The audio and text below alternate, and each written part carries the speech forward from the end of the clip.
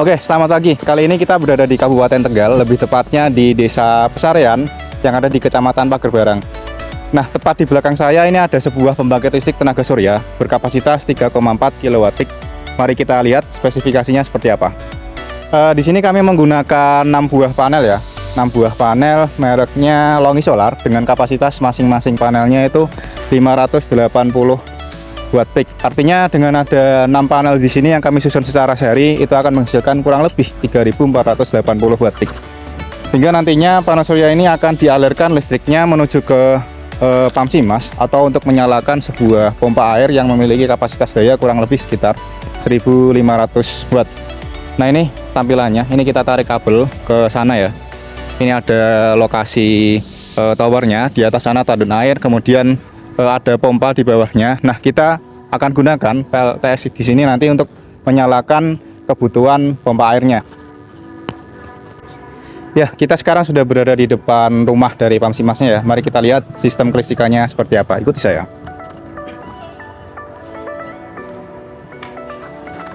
Nah, di sini ada beberapa perangkat kelistrikan. Yang pertama adalah inverter solar hybrid yang kami gunakan jenisnya Kenika, ukurannya 5000 watt.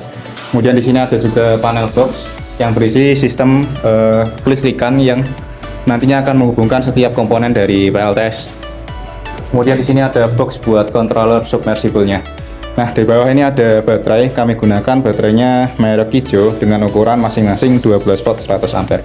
Nah, di sini ukuran dari baterainya disambungkan secara seri sehingga di sini menghasilkan tegangan 48 volt 100 ampere yang digunakan untuk membantu backup sistem dari inverter untuk menyalakan beban.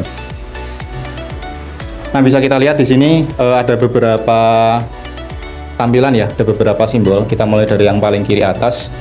Ini menunjukkan logo dari PLN yang di sini digunakan sebagai backup system. Kemudian ada juga logo panel surya, ini artinya PLTS juga menghasilkan listrik. Kemudian ada baterai, ini kondisinya dia baru sedang dicas ya dan sudah dalam kondisi penuh.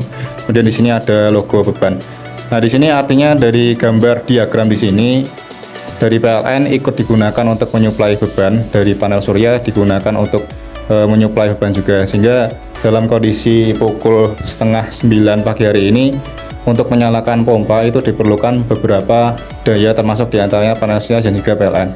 Sehingga nanti harapannya ketika kondisinya sudah terik, nanti akan digunakan full dari PLTS saja. Nah, di sini juga ada beberapa angka, ini coba saya tunjukkan kembali. Ini ada beberapa angka ya. Misalkan di sini ada input AC, artinya dari PLN ini hasilnya tegangannya 230 volt dan output dari inverter itu 231 volt.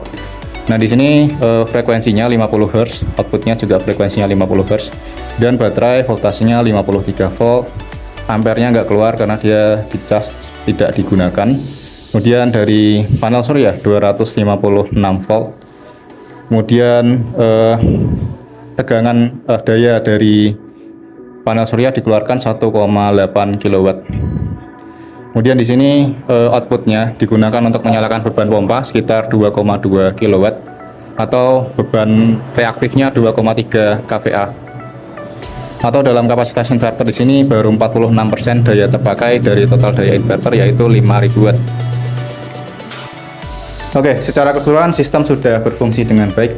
Harapannya skemanya nanti ketika kondisinya itu matahari terik, kira-kira dari pagi hari jam 9 pagi hingga jam 3 sore atau lebih dari itu, nantinya seluruh beban kelistrikan untuk menyalakan pompa itu akan diambil dari panel surya. Hingga nanti ketika kondisinya itu mungkin agak kurang baik seperti mendung, hujan, dan lain sebagainya, akan di-backup menggunakan daya dari baterai. Dan yang terakhir, ketika memang daya dari baterai sudah habis dan jika PLTS tidak menghasilkan listrik dengan baik, baru akan terakhir di-backup menggunakan PLN.